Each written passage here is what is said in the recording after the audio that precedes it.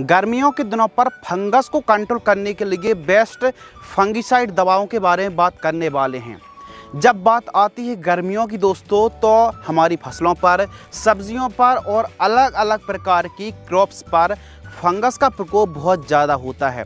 तो ऐसी कंडीशन पर बेस्ट दवाई जो गर्मियों के दिनों पर बहुत अच्छे से फंगस को कंट्रोल करे, ऐसी दवाओं के बारे में और गर्मियों के दिनों पर कौन से फंगस आते हैं इसके बारे में हम बात करने वाले हैं। अब गर्मियों के दिनों पर प्रमुख रूप से अर्ली ब्लाइट, लेट ब्लाइट जिसे हम झुलसा कहते हैं, पर्पल ब्लॉच, डाउनी मिल्ड्यूड है, लीफ स्पॉट, एंथ्रेक्नोज, रस्ट, इसके अलावा पाउडरी मिल्ड्यूड के अलावा मोज़ेक वायरस, विल्ट जिसे हम ओक्टा भी कहते हैं, और इसके अलावा बैक्टीरियल ब्लाइट का प्रकोप देखने के लिए मिलता है। तो इनको कंट्रोल करने के लिए बेस्ट दवाइयों के बारे में बात करने वाले हैं। ज़रा सोचिए दोस्तों, गर्मियों के दिनों पर यह जो कॉम्बिनेशन, यह जो दवाई हैं वो बेस्ट रिजल्ट दे रही हैं। तो आप सोचकर ही देखिए, बरसात की बात हम कर लें या फिर सर्दियों की बात कर लें या फिर अन्य ऋतुओं पर बहुत अच्छा रिजल्ट देने वाली हैं। यानी कुल मिलाकर बात यह है कि न केवल यह वीडियो गर्मियों में काम आएगी, बल्कि बरसात पर जो फंगस का प्रकोप होता है उनको कंट्रोल करने के लिए भी यह जो बेस्ट वीडियो है या फिर जो बेस्ट कॉम्बिनेशन है, यह आपको बहुत ज़्यादा इन्फॉर्मेशन देने वाले हैं और बहुत अच्छे से आपको फ़ायदा होने वाला है। तो नमस्कार दोस्तों, आप देख रहे हैं the advance agriculture YouTube channel. मैं हूं आपका होस्ट एंड दोस्त शिव कुमार। चलिए शुरू करते हैं। जब बात आती है दोस्तों जैसे बीमारियों की, यानी फंगस की, तो फंगस को कंट्रोल करना वो भी प्रिवेंटिव में बहुत ज़्यादा ज़रूरी होता है। क्यों? क्योंकि जैसे इंसेक्ट पेस्ट की बात कर लें, चाहे वाइट फ्लाई, माइट्स, थ्रिप्स है या फिर सेमीलूपर्स, फॉल आर्मीवर्म है या फिर फ्रूट फ्लाई है, तो इनको कंट्रोल करना यदि हम 1-2 दिन स्प्रे नहीं भी कर पाते हैं तो कीट और पेस्ट और रस चूसक कीट एक ऐसी समस्या होती है जो 2 दिन हम यदि स्प्रे भी नहीं कर पाते हैं तो अभी कंट्रोल हो जाती है। लेकिन जब बात आती है बीमारियों की, डिजीज़ की, बैक्टीरिया की या फिर फंगस की, तो इसको ना भैया हमको प्रिवेंटिव में ही कंट्रोल करना पड़ता है। यदि अच्छे रिज़ल्ट आप चाहते हैं तो इसको कंट्रोल आप प्रिवेंटिव में करेंगे तो फिर अच्छे रिजल्ट मिल पाएंगे। यानी आपकी फसल में 80% ब्लाइट आ गई, फिर आप तरह तरह की महंगी दवाइयों का स्प्रे भी करेंगे तो फिर वो फसल रिकवर होने वाली नहीं है, या फिर होगी भी तो नई जो पत्तियां आएंगी उन्हीं पर रिजल्ट देखने के लिए मिल पाएंगे। तो कुल मिला के जब बात आती है फंगस की या फिर विल्ट की समस्या आती है, तो इनको हम प्रिवेंटिव में ही कंट्रोल करेंगे और बहुत अच्छे से कॉम्बिनेशन आप चलाएंगे तो बहुत अच्छे रिजल्ट मिलेंगे। यानी फंगस का प्रकोप होता कब है? जब बहुत ज़्यादा बरसात हो रही हो, या फिर पत्तियों में बहुत ज़्यादा देर तक पानी ठहरा हो, या फिर टेम्परेचर थोड़ा सा हाई की दशा पर और रात की दशा पर यदि यह ह्यूमिडिटी थोड़ा सा 60-70 रहती है, बरसात होती है और टेम्परेचर हाई होता है, तो ऐसी कंडीशन पर फंगस का और भी ज़्यादा बढ़ावा मिल जाता है। तो फंगस को कुल मिला के कंट्रोल करने के लिए, जब फंगस नहीं आया है तो ऐसी कंडीशन पर हमारी फसल पर फंगस ना आए तो प्रिवेंटिव में कौन सी फंगिसाइड का स्प्रे करना है, और यदि हल्का फुल्का या फिर थोड़ा सा प्रकोप हो चुका है तो क्यूरेटिव में रोग आने के बाद कौन सी फंगिसाइड बेस्ट काम करने वाली दोस्तों, तो इस वीडियो पर हम डिटेल से बात करने वाले हैं। तो वीडियो पर बने रहिए। लेकिन प्रिवेंटिव को बिल्कुल नज़रअंदाज नहीं करना है, हल्के फुल्के स्प्रे आप चलाते रहें, आपकी फसल पर कोई बीमारी नहीं आएगी तो बहुत अच्छी बात है। और फिर आ गई तो उनको कंट्रोल करना थोड़ा मुश्किल वाला काम हो सकता है। तो इसीलिए फंगस को कंट्रोल करने के लिए हमेशा आपको सावधानी बरतनी है और थोड़ा सा आपको चौकन्ने रहना है। तो चलिए इस वीडियो को शुरू करते हैं। वीडियो को लाइक करें या फिर ना करें, वीडियो को अंत तक पूरा वॉच करें दोस्तों, बहुत ज़्यादा इन्फॉर्मेशन इस वीडियो पर भरी है। तो सबसे पहले हम बात करते हैं अर्ली ब्लाइट के बारे में। यानी अर्ली ब्लाइट को आप फोटो पर दोस्तों देख सकते हैं, ये है अर्ली ब्लाइट। अब जो अर्ली ब्लाइट है प्रमुख रूप से टमाटर की फसल पर, शिमला मिर्च, आलू, इसके अलावा खीरा और तुरई के अलावा भी बहुत सी फसलें हैं जिस पर अर्ली ब्लाइट का प्रकोप बहुत ज़्यादा होता है। और जो किसान टमाटर की खेती करते हैं, आलू की खेती करते हैं, उनको बहुत अच्छे से पता है कि अर्ली ब्लाइट कितनी बड़ी समस्या है। तो पत्तियाँ कुछ इस प्रकार जली जली हमको देखने के लिए मिलते हैं, गोल सर्कल, ऐसा लगता है किसी ने आग के छींटे मार दिए हैं, यानी झुलस जाती है, और इसको हम ब्लाइट को झुलसा ही कहते हैं। तो इस प्रकार थोड़ा सा आप अच्छे से देख लीजिए दोस्तों, ए है अर्ली ब्लाइट। कंट्रोल के बारे में बात करते हैं तो अर्ली ब्लाइट को कंट्रोल करने के लिए प्रिवेंटिव में डिफेनकोनोजोल जो ट्राइजोल ग्रुप का फंगिसाइड आता है, डिफेनकोनोजोल 25% EC 10 ml 15 लीटर पानी में घोल करके स्प्रे करना चाहिए। यह टेक्निकल आपको स्कोर फंगिसाइड में मिल जाता है। इसके अलावा एक और टेक्निकल है फ्लूसिलाजोल 40% EC 12 ml 15 लीटर की दर से स्प्रे कर सकते हैं। धानुका की कर सर पर आपको यह टेक्निकल मिल जाता है। अब टेक्निकल बताने का मतलब क्या है? टेक्निकल का बताने का यह तात्पर्य है कि किसी भी कंपनी जो भी आपको बेस्ट कंपनी लग रही है उस कंपनी का टेक्निकल दवाई लेकर स्प्रे आप कर सकते हैं। प्रिवेंटिव में हमने 2 टेक्निकल बताए हैं, उनको आप बदल बदल कर स्प्रे कर सकते हैं, एक साथ नहीं बल्कि बदल बदल कर आपको जो मिले प्रिवेंटिव में बहुत अच्छा काम करेगी। इसके अलावा अर्ली ब्लाइट का प्रकोप हमारी फसल पर हो चुका है, तो ऐसी कंडीशन पर बेस्ट कॉम्बिनेशन के बारे में बात करने वाले हैं। डोज को कृपया ध्यान से सुनिएगा और समझिएगा। साइफ्लुफेनामिड जो कॉम्बिनेशन आता है 5% EW 12 ml की दर से आप स्प्रे कर सकते हैं। जैसे धानुका कंपनी की यह जो टेक्निकल है ना, धानुका कंपनी की निसोडियम पर यह टेक्निकल आपको मिल जाता है। इसके अलावा अर्ली ब्लाइट को कंट्रोल करने के लिए क्यूरेटिव में एक और टेक्निकल है प्रोपिकोनोजोल आपको लेना है, जो 25% EC वाला आता है ना, 10 ml 15 लीटर पानी में घोल करके स्प्रे कर सकते हैं। यह टेक्निकल आपको टिल्ट में भी मिल जाता है। इसके अलावा तीसरा एक और कॉम्बिनेशन है बायर कंपनी की बोनस। अब बोनस में टेबुकोनोजोल 38.39% जो आता है SC फॉर्म में, इसको 15 ml 15 लीटर पानी घोल करके स्प्रे कर सकते हैं।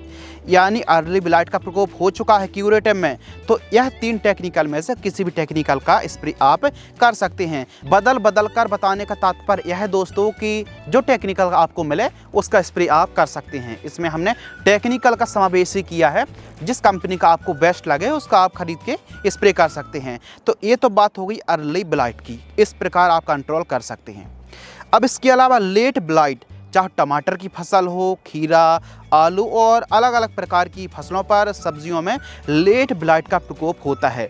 लेट ब्लाइट का प्रकोप इतना खतरनाक होता है दोस्तों कि पत्तियों में, स्टेम यानी तना पर, फलों पर यानी पूरे पौधे पर प्रकोप, और इसको कंट्रोल यदि समय में ना किया जाए तो हमारी टमाटर की फसल, आलू की फसल 100% चौपट हो सकती। जी हाँ दोस्तों, 100% चौपट हो सकती, बर्बाद हो सकती है। लेट ब्लाइट दोस्तों कुछ इस प्रकार दिखता, फोटो जूम करें, ये है लेट ब्लाइट। इसको कंट्रोल यदि आप समय में नहीं करेंगे तो फिर कोई मतलब नहीं टमाटर की खेती करने में, आलू खेती करने में, या फिर जिन फसलों पर झुलसा आता ना, पछेती झुलसा भी इसे कहते हैं हिंदी पर। तो इसको कंट्रोल करने के लिए दोस्तों देखिए प्रिवेंटिव में बहुत अच्छा काम करेगी। जैसे साइमोक्सिनिल 8% प्लस मैंको जब 64% वाला जो कॉम्बिनेशन आता है 64%, यह जो टेक्निकल आपको मिल जाएगा डुपॉन्ट की करजट में। 60 ग्राम आपको लेना, 15 लीटर पानी घोल करके स्प्रे कर सकते हैं। करजट पर यह टेक्निकल मिल जाता है। एक टेक्निकल और आता है कॉपर ऑक्सीक्लोराइड 50% WP 40 ग्राम की दर से स्प्रे आप कर सकते हैं। यह टेक्निकल आपको सिजेंटा कंपनी की ब्लू कॉपर पर भी मिल जाता है। इसके अलावा तीसरा जो कॉम्बिनेशन है साइजोफामाइड 34.5% जो कॉम्बिनेशन आता है, 4 से 5 ml 15 लीटर की दर से स्प्रे कर सकते हैं। यह टेक्निकल आपको रनमैन पर मिल जाता है। यह टेक्निकल को स्प्रे आपको कब करना है? जब लेट ब्लाइट के प्रिवेंटिव में आप स्प्रे ले रहे हैं तो इन टेक्निकल का स्प्रे आप कर सकते हैं। अलग अलग टेक्निकल को बताया है, कोई एक टेक्निकल बेस्ट रहेगा, बदल बदल कर आप स्प्रे करते रहें। इसके अलावा लेट ब्लाइट का प्रकोप हल्का फुल्का हमारी फसल पर हो चुका है, तो क्यूरेटिव में रोग आने के बाद आप इन फंगिसाइड का स्प्रे कर सकते हैं। जैसे रिवर्स फंगिसाइड आती है 16 ml की दर से स्प्रे कर सकते हैं, टेक्निकल आप बाजू में देख रहे हैं। इसके अलावा जंप्रो फंगिसाइड आती है 20 ml की दर से स्प्रे कर सकते हैं। डुपॉन्ट की इक्वेशन प्रो आती है, एक्रोवेट आती है, इनका स्प्रे आप दोस्तों कर सकते हैं। टेक्निकल आप बाजू में देख रहे हैं और जो डोज है वो 15 लीटर की दर से हम बात कर रहे हैं। तो इन दवाइयों का स्प्रे करेंगे आप तो लेट ब्लाइट पर बहुत अच्छा कंट्रोल मिलेगा। चाहे आप खेती कर रहे हो गर्मियों पर, बरसात पर, सर्दियों पर, बहुत अच्छा आपको रिजल्ट देखने के लिए मिलेगा। नो डाउट्स कि आप इनको स्प्रे करके बहुत अच्छे से फसल को बढ़वा ले पाएंगे, बहुत अच्छे से आपकी फसल स्वस्थ रहेगी, एकदम कीट मुक्त, फंगस मुक्त रहने वाली है। लेकिन इनकी पहचान करते आना चाहिए, यानी लेट ब्लाइट आपने देख ली, अर्ली ब्लाइट आपने देख ली, उस हिसाब से ही आपको आइडेंटिफाई करके स्प्रे शेड्यूल चलाना चाहिए। इसके अलावा नंबर 3 डाउनी मिल्ड्यूड। अब जो डाउनी मिल्ड्यूड है, ऊपरी सतह की जो पत्तियां होती हैं ना, पीले धब्बे देखने के लिए मिलते हैं, लेकिन अंदर साइड कुछ इस प्रकार सफ़ेद देखने के लिए हमको मिलता है। ये है डाउनी मिल्ड्यूड। आपकी फसलों पर, पत्तों पर एक दो धब्बे देखने के लिए मिल रहे हैं, तो इसका मतलब ये है कि यह कंट्रोल हो जाएगा, लेकिन इसका प्रकोप 7-8 दिन पहले ही हो चुका है। तो डाउनी मिल्ड्यूड कंट्रोल करने के लिए आप फोटो पर देख रहे हैं, ये है डाउनी मिल्ड्यूड। इसको कंट्रोल करने के लिए आपको काफ़ी चौकन्ने रहने पड़ेंगे। जो अंगूर के किसान हैं, जो टमाटर के किसान हैं, खीरा और तोरई और गिलकी की फसल पर बहुत बड़ी मात्रा पर इसका प्रकोप होता है। और यदि आपकी फसल पर इसका प्रकोप बढ़ गया तो फिर कंट्रोल के बाहर की बात हो जाती है। फिर महंगी फंगिसाइड स्प्रे करते रहना कंट्रोल होने वाला नहीं है। तो जैसे ही 2-3 धब्बे आपकी पत्तियों पर दिख रहे हैं, तभी आप जल्द से फट से स्प्रे चला दीजिए। प्रिवेंटिव में डुपॉन्ट की इक्वेशन प्रो आती है, इसमें टेक्निकल है साइमोक्सिल 21.1% और फेमोक्साडोन 16.6%, SC 20 ml 15 लीटर पानी घोल करके स्प्रे कर सकते हैं। सेकंड जो कॉम्बिनेशन एक्रोवेट फंगिसाइड आती है, 50 ग्राम 15 लीटर पानी घोल करके स्प्रे कर सकते हैं। तो ये था प्रिवेंटिव में। लेकिन थोड़ा सा डाउनी मिल्ड्यूड हमारी फसल पर प्रकोप हो चुका है, तो ऐसी कंडीशन पर यह 2 कॉम्बिनेशन का स्प्रे आप कर सकते, दोनों में से जो आपको बेस्ट लगे। फर्स्ट जो कॉम्बिनेशन है फेनामीडोन 10% प्लस मैंकोजेब जो 50% WG फंगिसाइड आते हैं 40 ग्राम, जैसे सेक्टेन में यह कॉम्बिनेशन आपको मिल जाता है। और इसके साथ आपको मिक्स करना है कॉपर ऑक्सीक्लोराइड 50% WP फंगिसाइड 40 ग्राम, यानी ब्लू कॉपर पर यह टेक्निकल मिल जाता है। यदि इन दोनों फंगिसाइड को आप मिलाकर स्प्रे करेंगे तो कैसा भी डाउनी मिल्ड्यूड हो आसानी से कंट्रोल हो जाएगा। और सेकंड कॉम्बिनेशन एक और है ज़ीनेब, यानी ज़ाइनेब 75% WP आपको लेना 500 ग्राम। और जो खाने वाला चूना आता है ना दोस्तों, इसको आपको थोड़ा सा बुझा हुआ चूना लेना है, और बुझा हुआ चूना आपको लेना है 250 ग्राम।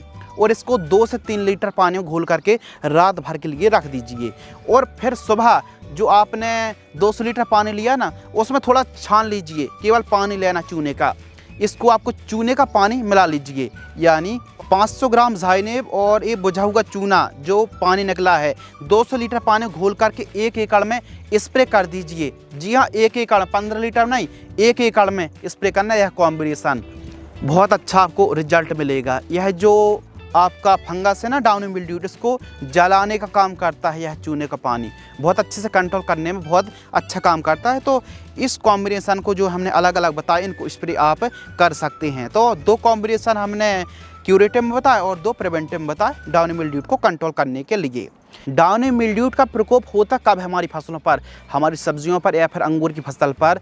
जब रात का समय रहता है और बरसात हो रही हो और टेम्परेचर 25 डिग्री सेल्सियस के आसपास हो, बरसात हो रही हो और ह्यूमिडिटी लगभग 65-70 हो, तो ऐसी कंडीशन पर बहुत ज़्यादा अंधेला, पानी गिर रहा है और टेम्परेचर यदि इन सभी का कॉम्बिनेशन बनता है तो डाउनी मिल्ड्यूड का प्राइमरी इन्फेक्शन शुरू हो जाता है।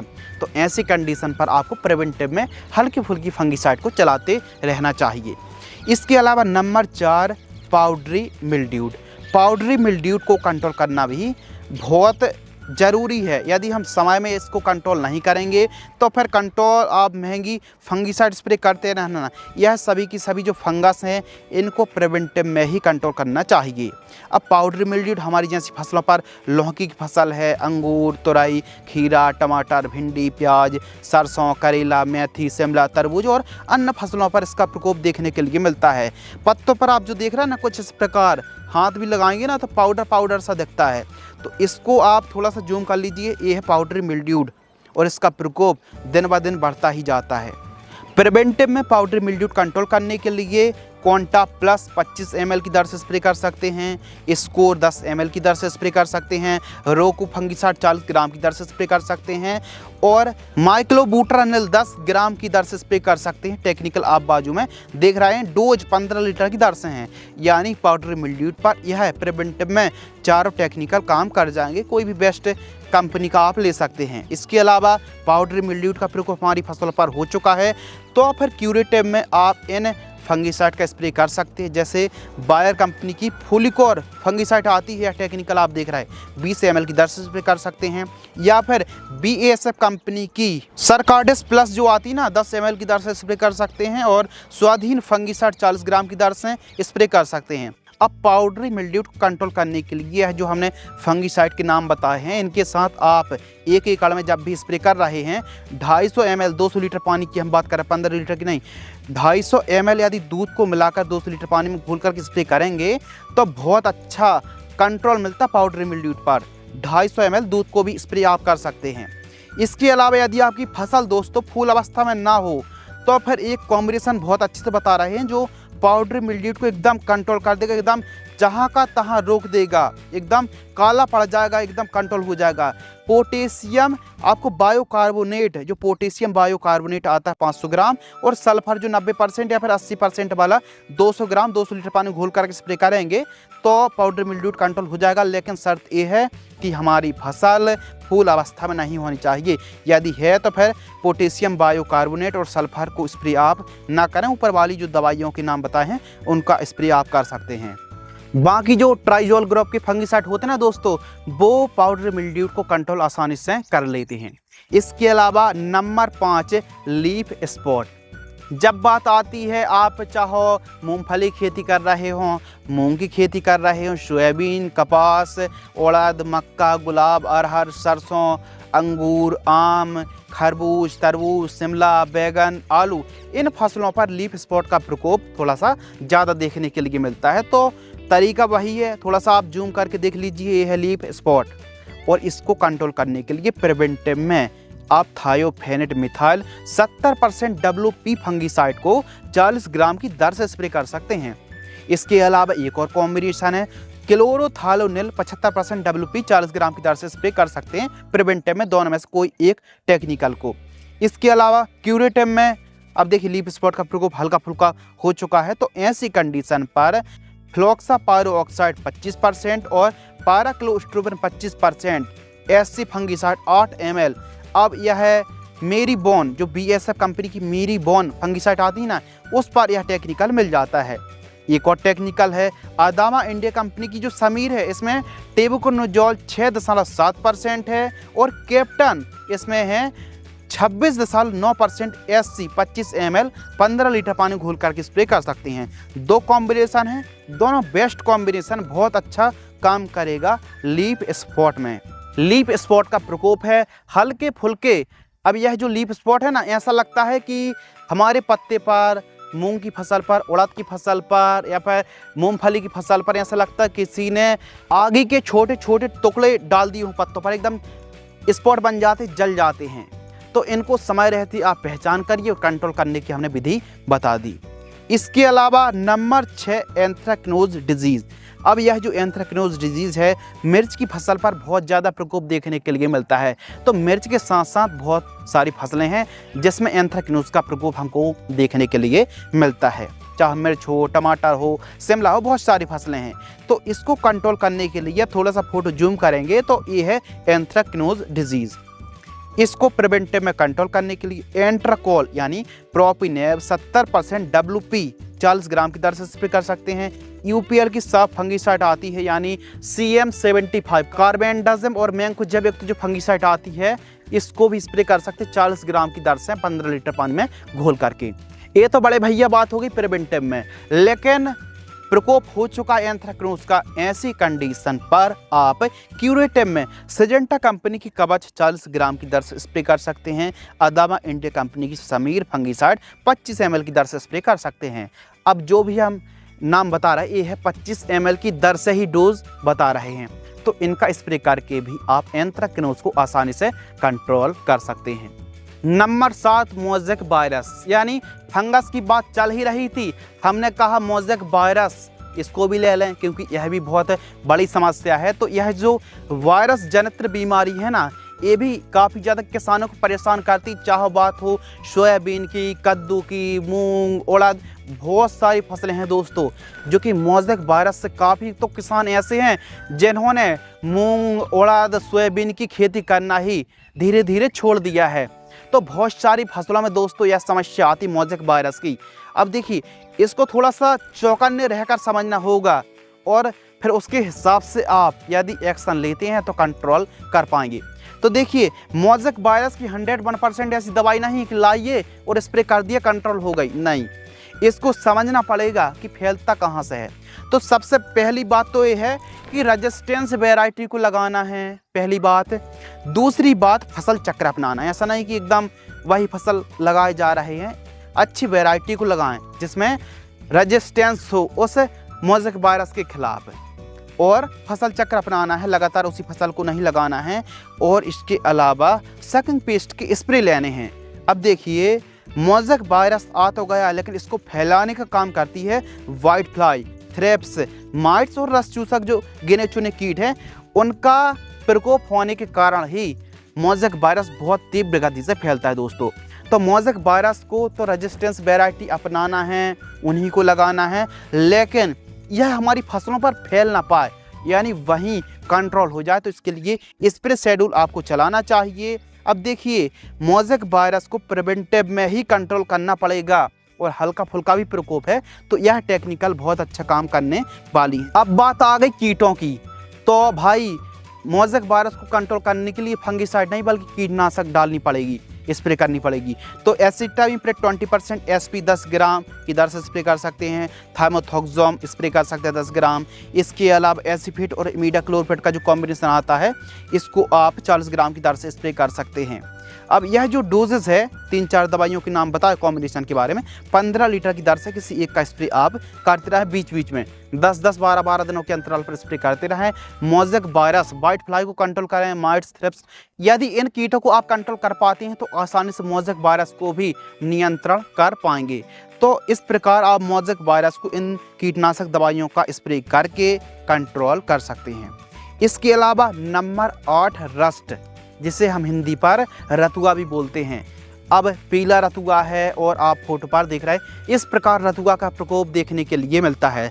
तो रस्ट हमारी प्रमुख रूप से धान की फसल पर, गेहूं, बीन्स, सोयाबीन, कपास, ज्वार, भिंडी, मूंग, उड़द, गुलाब, चना, आलू, मूंगफली, फूल गोभी, मक्का, इन फसलों पर प्रकोप देखने के लिए मिलता है।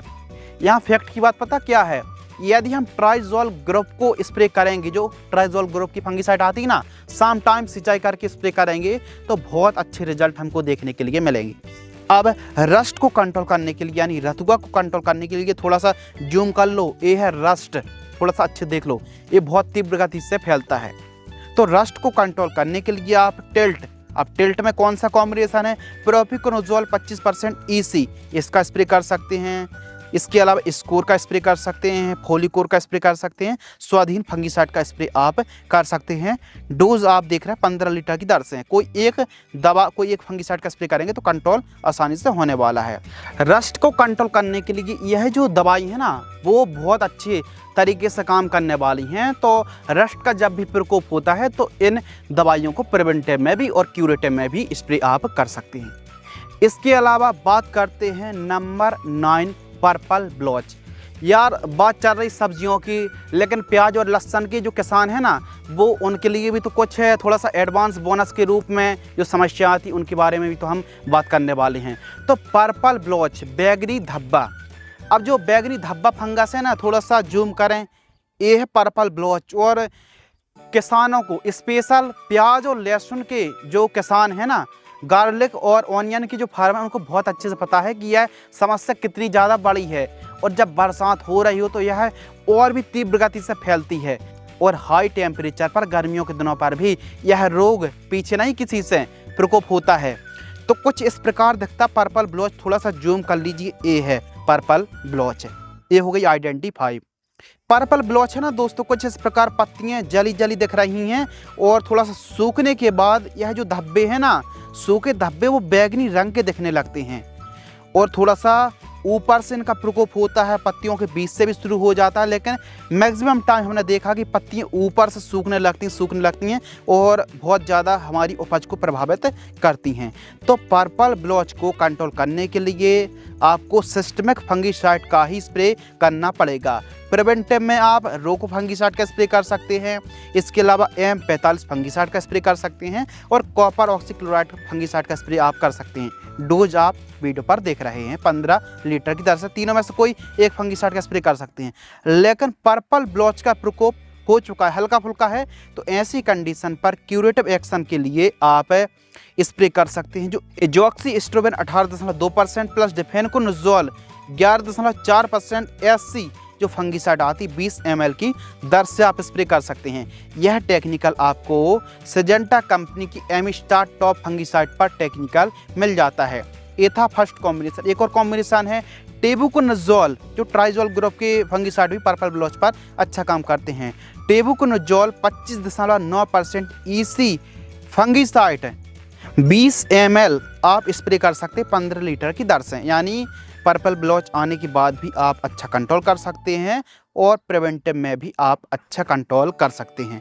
तो इस प्रकार इन फंगिसाइड से आसानी से पर्पल ब्लॉच कंट्रोल हो जाएगा। कोई एक कॉम्बिनेशन को ही ऐसा नहीं कि सबकी सब दवाई स्प्रे कर दी, तो इनको आप कंट्रोल कर सकते हैं इस प्रकार पर्पल ब्लॉच को। इसके अलावा नंबर 10 विल्ट।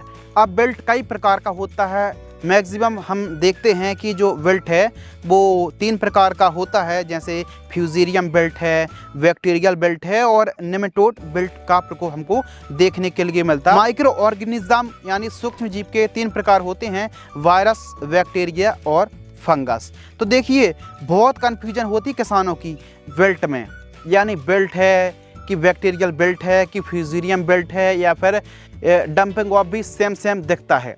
तो इसकी पहचान किस प्रकार करना, आइडेंटिफाई, उसके पहले हम समझते हैं। देखिए दोस्तों, यह जो बेल्ट है ना, बेल्ट कोई भी प्रकार की हो, हमारी फसल को यदि बैक्टीरियल बेल्ट है, यह हमारी फसलों को 100% तबाह ख़त्म कर सकती है।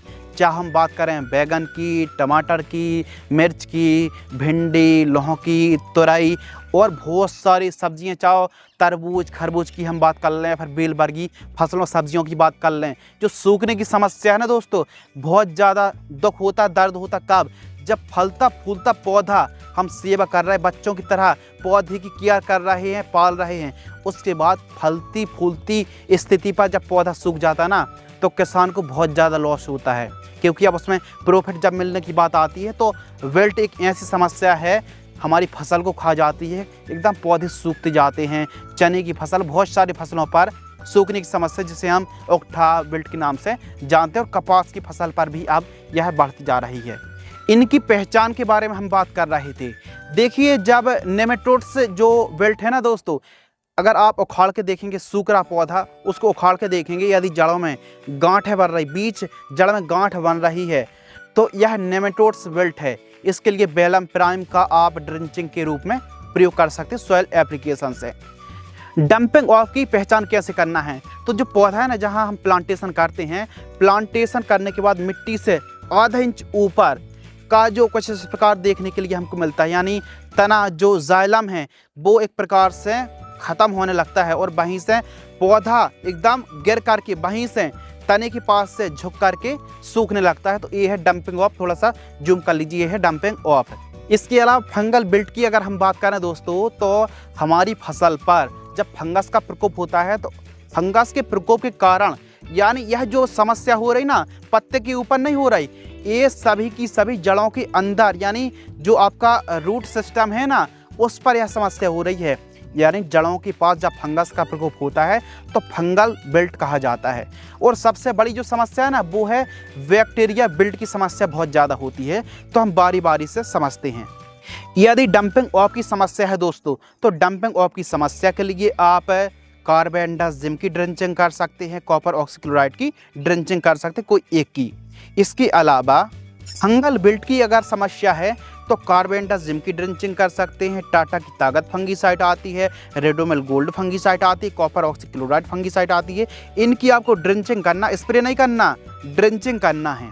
और यदि बैक्टीरिया बिल्ट को कंट्रोल करने के लिए प्रिवेंटिव में कॉपर सल्फेट की ड्रिंचिंग कर सकते हैं, कॉपर ऑक्सीक्लोराइड की ड्रिंचिंग कर सकते हैं, वेलिडामाइसिन है, इसके अलावा काशुगामाइसिन की भी आप ड्रिंचिंग कर सकते हैं। लेकिन थोड़ा सा बिल्ट का प्रकोप बढ़ गया है, तो ऐसे कंडीशन पर कुछ गिने चुने ही हमको जो उपाय हैं वो समझ में आते हैं, जैसे ट्राइकोडर्मा की ड्रिंचिंग आप कर सकते हैं।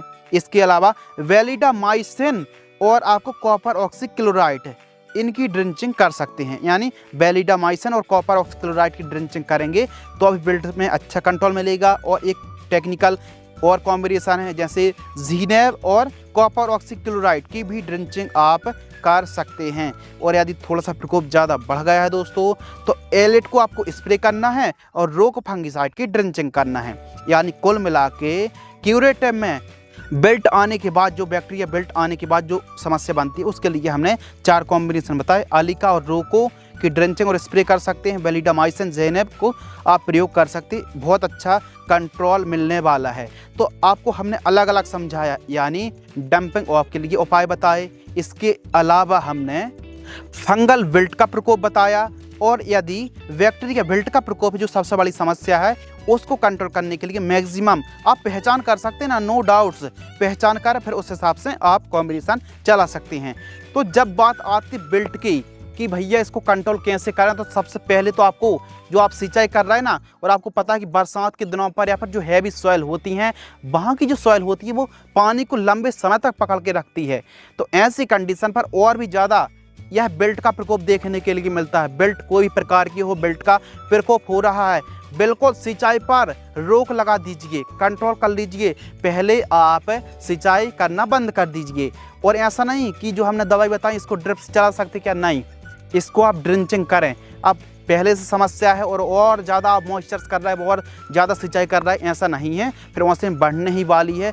ऐसे कंडीशन पर आप हाथों से ड्रिंचिंग करें इन दवाइयों की, इन फंगिसाइड की जो हमने नाम बताए हैं, तभी आपको कंट्रोल मिलने वाला है। प्रिवेंटिव में आप बिल्ट के लिए ट्राइकोडर्मा को बीच बीच में चलाते रहें, यही उपाय है। और बाकी जो हमने बताया इस प्रकार आप कंट्रोल कर सकती हैं। बिल्ट एक ऐसी समस्या है, और जो आप फोटो पर देख ही रहे हैं, यह जाइलम जो एक्शन होता ना उसको ही काफ़ी ज़्यादा प्रभावित कर देता है। तो पौधा यानी न्यूट्रिएंट कहाँ से ग्रहण करेगा, पानी कहाँ से ग्रहण करेगा, पूरी तरह से ब्लॉक कर देता है, तो प्लांट सूखने लगता है। और इसके लिए तो आपको जो वाटर मैनेजमेंट है उसको सुधारना ही पड़ेगा, हल्की सिंचाई करनी पड़ेगी। सिलिकॉन और कॉपर बहुत अच्छा काम करता है ऐसी कंडीशन पर। खरपतवार मुक्त फसल रखना है, और इसके अलावा ड्रिंचिंग से ही आपको काम करना है, स्प्रे से नहीं, ड्रिंचिंग ही उपाय है। और फसल चक्र आपको अपनाना चाहिए। तो इस प्रकार बिल्ट को कंट्रोल करने के लिए तमाम प्रकार की एक्टिविटी करेंगे, तभी आप बिल्ट से बच पाएंगे। यह बहुत बड़ी समस्या है। यदि हम किसी स्पेशल वीडियो पर बिल्ट की यदि आपको डाउट्स हो रहा है, तो स्पेशल वीडियो बनाकर भी हम बिल्ट को कंट्रोल करने का तरीका और भी अच्छे से समझा सकते हैं। चलिए आगे बढ़ते हैं। इसके अलावा बैक्टीरियल विलाइट, यह जो समस्या है ना दोस्तों, यह हमारी फसलों पर, चाहे नींबू की हम बात कर लें या फिर सोयाबीन की बात कर लें, मिर्च की फसल है, कपास की फसल है, खीरा, तुरई, धान, अरहर और भी कई प्रकार की फसलों पर प्रकोप हमको देखने के लिए मिलता है। तो यह जो समस्या है ना, अब कुछ किसान भाई कंफ्यूज हो जाते हैं, यानी पता ही नहीं चलता है कि बैक्टीरियल विलाइट है या फिर अर्ली विलाइट है। तो इसको पहचान के लिए यदि पत्तों पर 1-2 धब्बे दिख रहे हैं ना, तो समझ लीजिए वो अर्ली विलाइट है। और यदि बहुत ज़्यादा पत्तों पर छोटे छोटे डॉट्स दिख रहे हैं, जो कि आप देख रहे हैं, तो ये समझ लीजिए आप बैक्टीरियल विलाइट है। बैक्टीरियल विलाइट को कंट्रोल यदि आप समय में नहीं करेंगे, तो इसका प्रकोप बढ़ने से आपकी पैदावार काफ़ी ज़्यादा प्रभावित होने वाली है। अब यह बैक्टीरियल विलाइट है ना दोस्तों, यह स्यूडोमोनास सिरिंज पीबी नामक जीवाणु के कारण से यह बैक्टीरियल विलाइट फैलता है, और इसको प्रिवेंटिव में कंट्रोल करना भी बहुत ज़्यादा ज़रूरी होता है। तो इसको कंट्रोल के लिए आप कॉपर ऑक्सीक्लोराइड 40 ग्राम की दर से स्प्रे कर सकते हैं, कोनिका फंगिसाइड 30 ग्राम की दर से स्प्रे कर सकते हैं, और स्ट्रेप्टोसाइक्लिन सल्फेट 1.5 ग्राम 15 लीटर पानी घोल करके स्प्रे कर सकते हैं। तो तीनों में से किसी को भी आप चला सकते हैं, लेकिन कोनिका जो फंगिसाइड है, जो कोनिका में टेक्निकल देख रहा है ना, ये बहुत अच्छा काम करता है। बैक्टीरियल ब्लाइट टमाटर की फसल पर और कई प्रकार की फसलों पर प्रकोप देखने के लिए मिलता है। कंट्रोल के लिए यह जो तरीका है बहुत बेस्ट तरीका है। इस प्रकार आप बैक्टीरियल ब्लाइट को कंट्रोल कर सकते हैं। इसके अलावा एक और वीडियो पर तो नहीं था, हम खुद से ऐड कर रहे हैं, वो है गलन और सड़न की समस्या, फल सड़न की समस्या। चाहे हम लौकी की बात करें, टमाटर की बात करें, मिर्च की बात करें या फिर तरबूज खरबूज, बहुत सारी फसलों, बहुत सारी सब्जियों में यह गलन सड़न की समस्या आती है। तो देखिए, जब नाइट्रोजन का बैलेंस बहुत ज़्यादा हाई होता है, और यह समस्या कब आती है? यह समस्या आती है बरसात के दिनों पर। अब देखिए, यह जो वीडियो अपलोड हो रही है ये बरसात पर बहुत ज़्यादा काम आने वाली है।